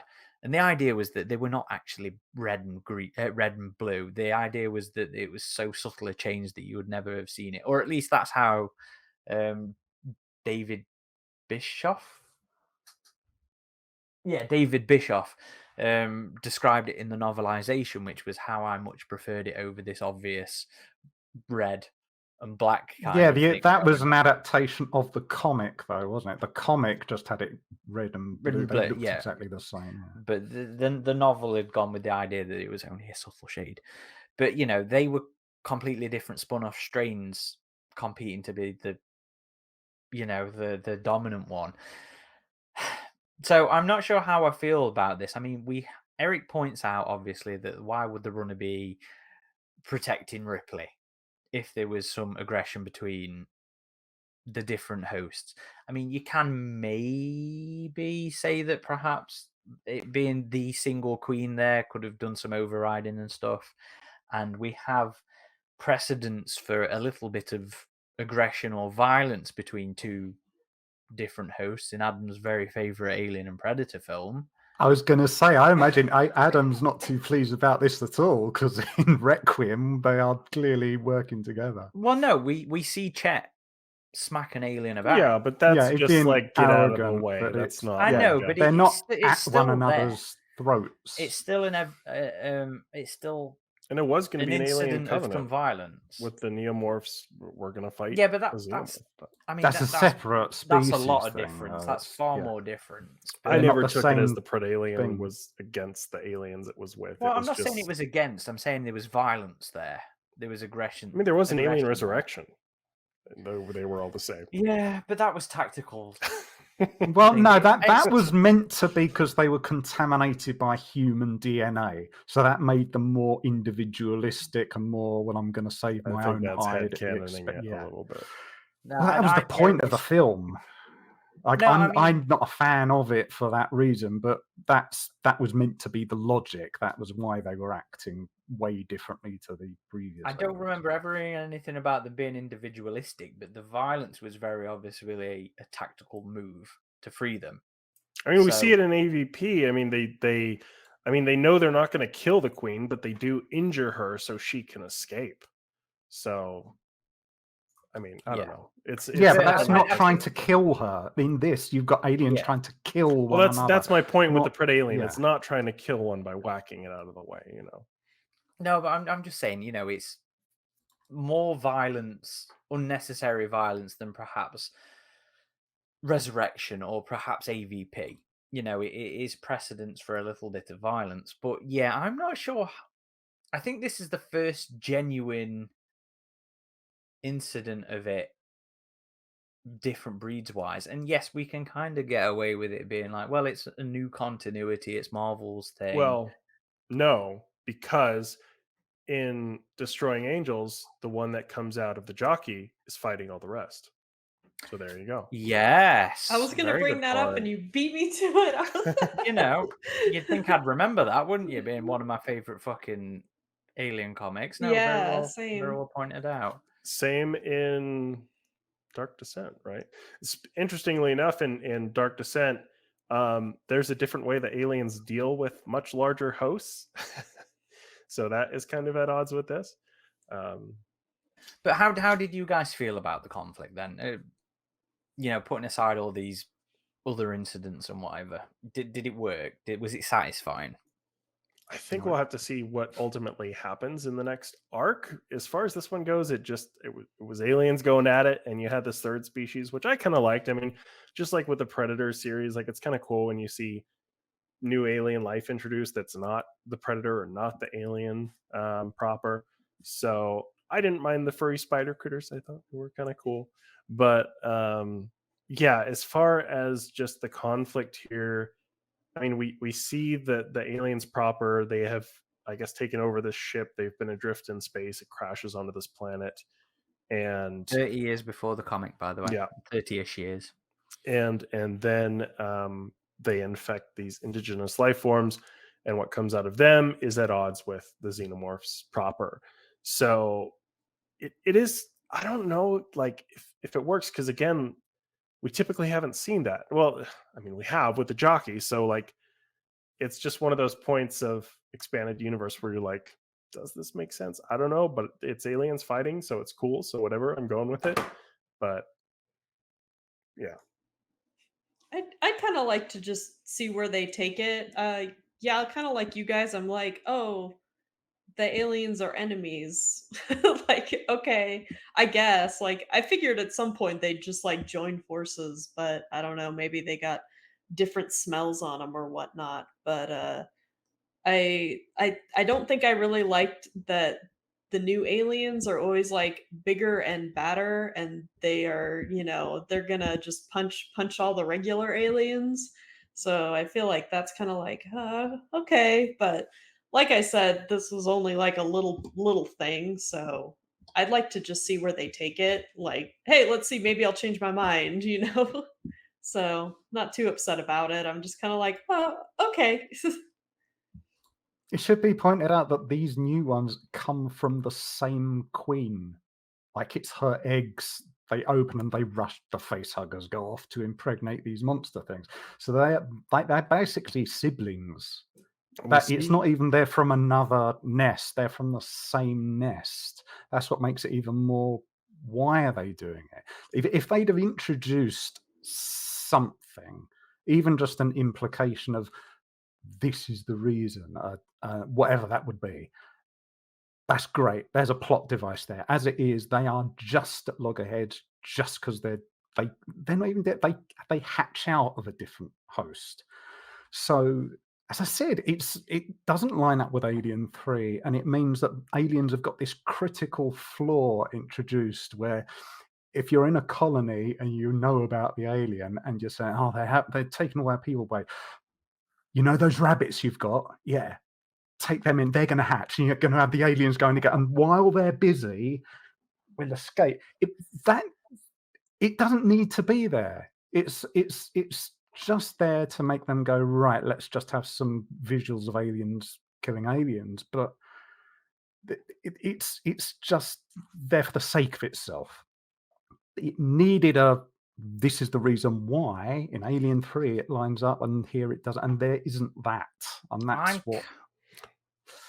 I'm wondering if perhaps the 10 or 20 years between Thor and Descendant is going to give Dayton, is going to give Dayton that chance for a bit of exposition as to, I've been looking into this bloody bar and genetics and bloody. By the way, did you know? I think it's a chance for them to explore that, and I'm curious to see if they'll take it. Well, If they do, great. But in this story, they should have had it in the story. As it stands, as we are, yeah. Did you notice we do see one of the submorphs molting into a queen? Yes, because you have the two queens going against each other, and but I mean, Eric's point, stands. They all came from the same queen. I'm just saying we typically don't see a queen molting in comics, so that's more been a video game thing initially. So that was kind of cool to see. But yeah, I mean, it kind of goes to the genocide thing, right? You have two queens vying for power, so maybe one wasn't supposed to molt. It's not just queens in genocide, though. It's queen mothers. It's the empress ones. Yeah, well, above the empress, if we're going to try and work the empress into they had those tendril things on that. They were implied to be not a queen, but something else. Yeah. I mean, even I didn't really buy it, but hierarchical. It's an empress is a queen of queens on a planet, and which contradicts the films anyway. But whatever. And then the queen mother was like the queen of all queens of that strain. But yeah. So I think we're all in agreement there, aren't we? Thor, yay! Regicide. It's not bad. No, it's not bad. It's just okay. I would have liked to seen something maybe a little different, If you want to see aliens fight, it's still worth a read. Yeah. Okay, here's the question then. But sorry, finish your thought there, Natasha. Oh, I was just going to say, I kind of would have liked it more if they got on. I kind of don't know why they always need to be fighting, which we always kind of talked about it. And I don't like kind of like the monster trope of just like, I kind of said before where it's like, oh, here's the bigger, badder one that's going to slap the originals around. I'm like, wouldn't it be kind of cool if they kind of like ran into each other and were kind of like, oh, you guys are bigger and badder. Let's go cause mayhem together. It'd be like, you're an alien too. That's weird. Okay. And then those ones become like, because they're so much bigger than the regular aliens. It's like, oh, these are kind of like the more brutish ones or whatever, And shout out to the original Peter Briggs script for his version of AvP, because he had those lemur aliens, and they were all just one big hive. They didn't have what they just came out of other hosts. Why can't we all just get along? Why can't all the aliens just get along? That is a visual that we don't get enough of. And it's a visual I do wish we got more of, and that is multiple breeds of aliens together interacting cooperatively. I mean, we got a few cutscenes in AvP 2, and a few moments of it in AvP 2, which was nice. And it's one of the things I do like about AvPR a little bit, is seeing old fucking overbite warrior together with hideous chat. So, God, I fucking hate. I love everything about AvPR. That's right. I know you too. I got Natasha with me. I got my signed poster back there. Wrongins. Is that the some one of my favorite tweets from Natasha are when she goes, "Yeah, tonight we're going to watch Requiem," and I can just imagine what it's like at home. Adam, is that posted the one from that convention that you went to? That was where they showed off the first footage of AvPR, and Colin and Greg were there, and they were very nice. And I was like, "Thank you for coming onto our forum and engaging with fans. It's so great." And then we drove them away. Fucking fans. No. Come back. Give him a kiss on the forehead. But yeah, no, I agree with you all. It would be cool to see that more, to see different breeds of aliens working cooperatively more. That's something I think they could do. But again, if you're just looking to watch aliens fight, it's a fun comic. It's a serviceable comic. That's fun. there's just some bits with the art where I'm like, why did we make this decision here? Like, this looks a little overly referenced. Again, not nearly as blatant as we saw in the first couple arcs, but Well, here's the final question before we close out the podcast: genocide or regicide? it's been way too long since I've read Genocide, so I'd have to go back and read it to have a fresh comparison. Okay, and that is Genocide allowed. has better art. I don't think I'd agree with that. I think they're both about me. Maybe it's my memories. I don't know. I mean, Genocide has gone on to be known among fans, but it's one of those comics where it's like, if I go back and read it, is it going to be as good as its reputation? Like, I don't know. That has some weird things in it too. The novel over the comic every time. I think the red aliens are just kind of iconic with everybody. Yeah, I mean, that's fair. I like the white ones, the icy aliens. Those are pretty cool. Yeah, the submorph are cool. I do. It's like just them. making a contrast between the regular aliens. You know, a big visual contrast. Mm-hmm. They did kind of remind me of those Kenner Alien Resurrection Aqua aliens. Yeah, but they were blue. Yeah, but I mean, same kind of idea, right? Yeah. So, what about you then, Sizzy? Genocide or regicide? If you're revisiting. You know what? I'm kind of with Adam here because I haven't read it in so long. I got it back there. I need to read it again. But I mean, I feel like Genocide has proven to kind of have staying power with the fan base already, and Regicide just isn't there yet. It just came out, so I mean, we'll see. Maybe people so maybe it's a whole package with Descendant, depending on how that. Yeah. Out. Okay, I think as it stands, Genocide the novel for me over this. Because Bischoff ended up doing some really elevating the comic, in my opinion, but that's a completely other subject. Yeah, because you can't really, because this is a sort of self-contained one-issue, one-shot thing, and Genocide had a whole overarching plot with the Xeno Zip and all the rest of it. The only thing comparable in them is that they both had the alien versus alien thing. So in that way, maybe we should say Regicide or Alien Resurrection, because that's kind of a similar kind of length to it. I will say it's the best annual we've gotten from Marvel so far with Alien. Yeah, we've only gotten 3, and the other 2. No, we've only got 2. So. Aftermath, it wasn't an annual. No? Oh, no. Okay. That was just a one-shot. Yeah. Okay. So we've only had the 2 annuals. If we're putting together the annuals and the one-shots, then Regicide is definitely better, yes. Okay. Because, fuck Laroko. Basically. As well. It's his diplomatic opinion. Damn! No, I don't. It works as... I think this is probably... Yeah, it must be. It's certainly Marvel's first attempt at a human character-free story. And in that way, as an experiment, it works. It has no humans in it. It is just aliens. You can follow alien-centric story. Yeah, I think that shows that at least in comic form that works. Yep, that's entirely fair. Agreed. Are we done? Are we all talked out? Anybody else got any more points to raise on Thor or Regicide? Yeah, I kind of wish Regicide now was kind of like more like a comic series rather than just a one-shot. Now that we've all kind of talked about it, it's kind of like, oh, that would have been interesting, a more like kind of slow introduction to everything, and then the story, and that all that stuff, rather than just like, oh, aliens, they're fighting. The end.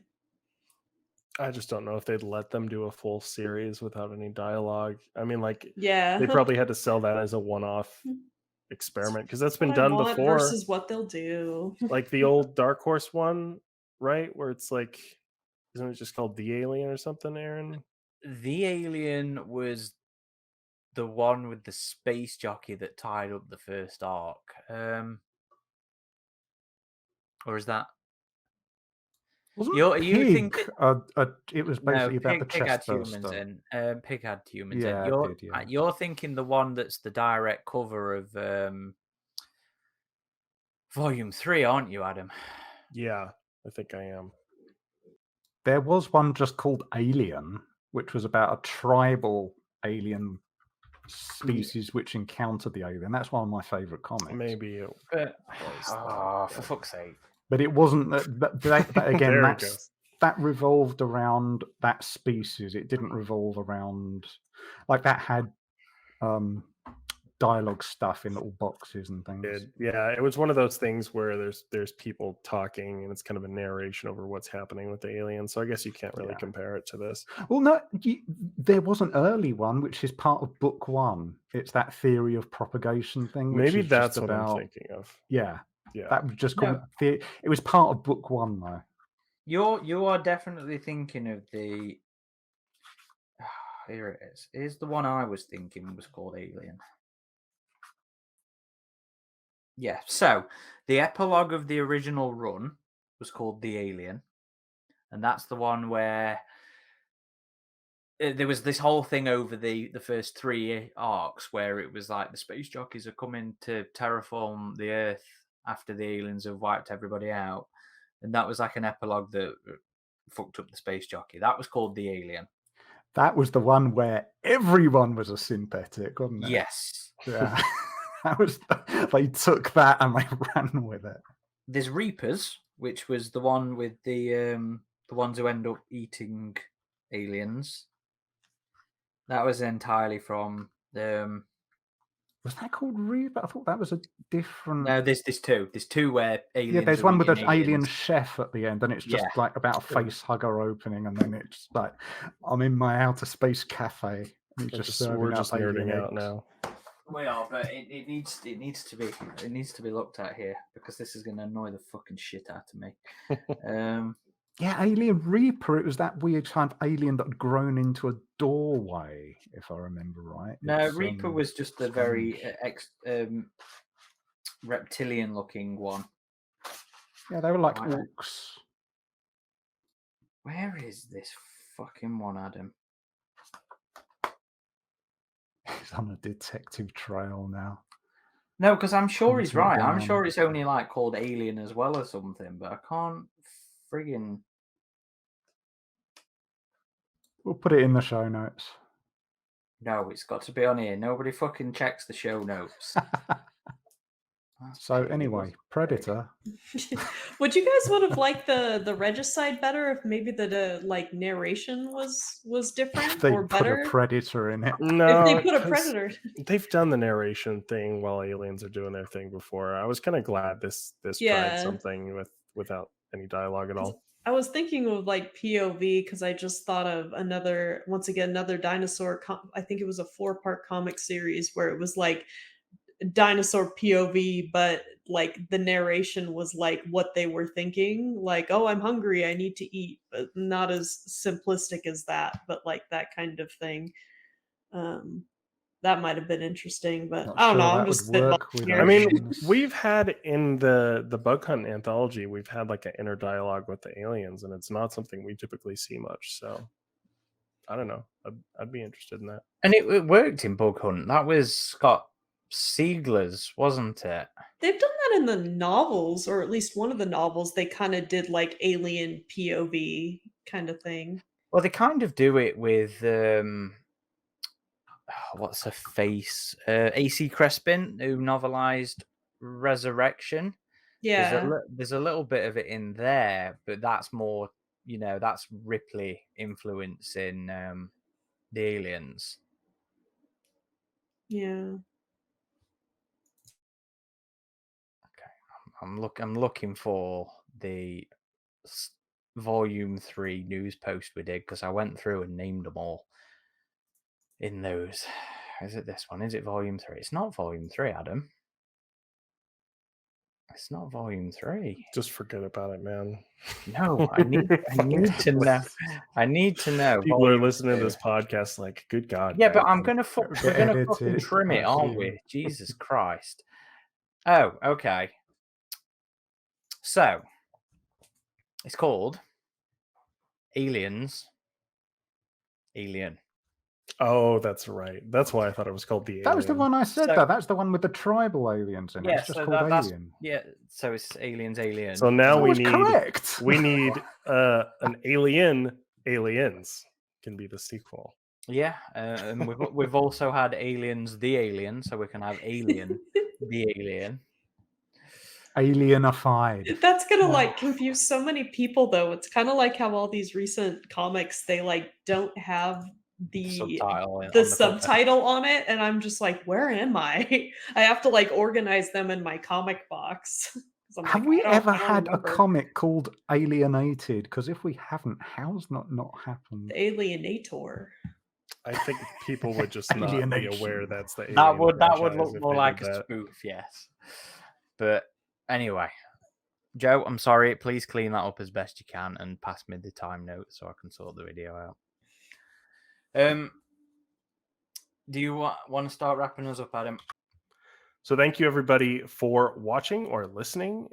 You can find our podcast on all the major podcasting platforms like Spotify, Podbean. I don't know all of them, but I'm sure we're probably on there. iTunes. Don't forget iTunes. iTunes is right. That's another big one. But our main hub of activity. Amazon Music as well. Okay, well, there you go. But our main hub of activity is, of course, our website, avpgalaxy.net. And we've been around for more than 20 years, building fan community and reporting on happenings in the franchise. As of recording, it is our next anniversary. This month.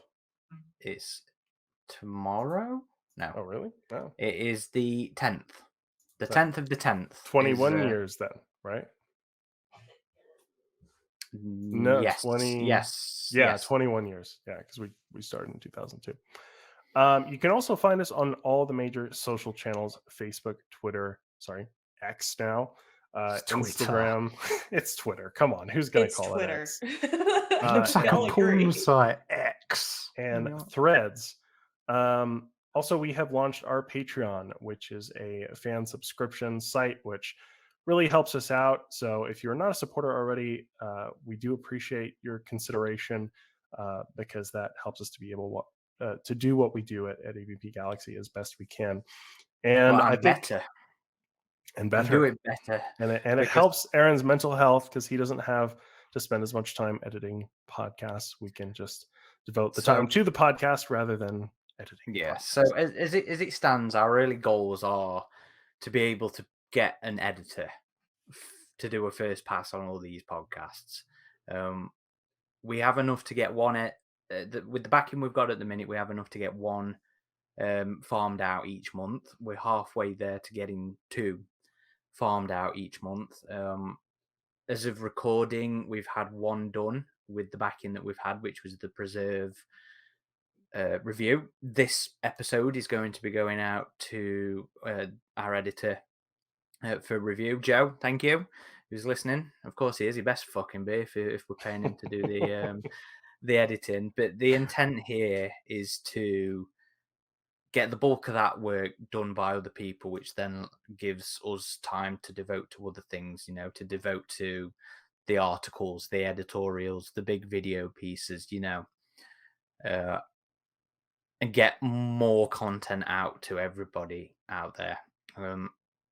Do we have our list of supporters? Yes, I have that up right now. So this can be our first podcast where we actually read off our list of supporters, which again, we very much appreciate it. We had a much better launch to this than I think we were expecting. I was a little more optimistic than you, Aaron, but I was expecting like 3 people and 2 of those would be me and Adam. Well, I haven't done it yet, actually, so I won't be reading off my own name. But Aaron, you are the first on the list as I wasn't the first to back us, though. Let me make that fucking clear. I eventually went, yes, I should back this as well. And I'm not going to say Praetorian Elder each time here. So for our tier 3s, which are our Praetorian Elders, we have you, Aaron Percival. We have Acid Rain 161, Bending Light, Chris Dazinger. Hope I'm saying that right. Hunter Gates, Lucas, Sarah Evans, Tom Painter, Xeno Hunter 5669, Xenopred Alien, Zarnold Quigley, and now to our tier 2, which is the Warriors and Hunters. We have Anon. So whoever you are, thank you. Chris Osbrooks, Christian Matsky from Perfect Organism. We appreciate that. Our own Darkness, our own site administrators pitching in. Javar Wayman, Josh Cambrian, Sinon Sogekihai. If I've pronounced any of these wrong, feel free to message me and correct me. Wow, Sizzy, you are also in our tier 2 here, so thank you. Swine Rider, The Batman, Zach Walker, Ian Ailo. Okay, so we are on to our tier 1s now, which are the Facehuggers and Young Bloods.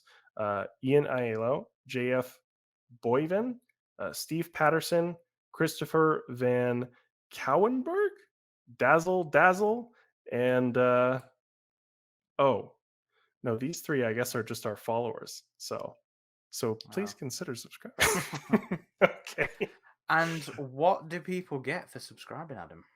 So we have some website perks. You get a nice little emblem next to your profile on the website. So we just came out with those. If you are registered for our forum, if you don't have that yet, feel free to reach out to us on the forum, and we'll make sure that gets taken care of for you.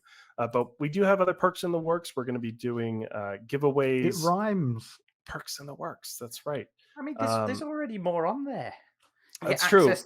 Access to a special subscriber. Yes, we have our supporter, alternative podcast, Genetic Memory. And we already have one episode out of that, which is focused on the film Dark Star. We will be recording the second one shortly, which is on Dead Space. We'll also feature you on our new YouTube videos, and as well as a dedicated page on our site, thanking you personally for your support. And you also get access to a special supporters subboard on the forums if you registered on there. So that's just a private place for the people that are supporting and backing us. You get access to unwatermarked 1080p images on all the gallery and stuff like that. I think for standard users, it's watermarked. But supporters aren't. Lost a bit of steam there.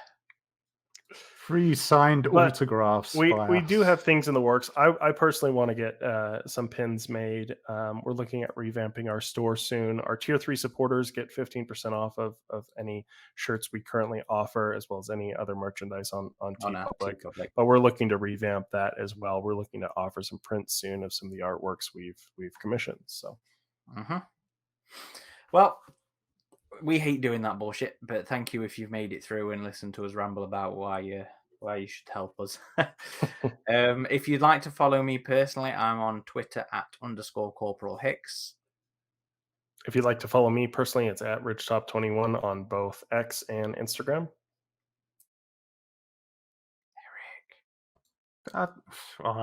There's 3 videos still uploaded on the Beer and the Brandy on YouTube, but I'm coming up with my own, so okay. Watch this. Sizzy, you got anywhere you want to send people to? Yeah, I'm just SizzyBubbles pretty much on any social media platform, Twitter, Instagram, all that good stuff. Cool. And there was somewhere else I wanted to say as well, but I now can't remember. Fucking idiot. Anyway, okay. Thank you everybody for listening or watching. This has been Corporal Hicks. RidgeTop. Xenomorphine. SizzyBubbles. Signing off.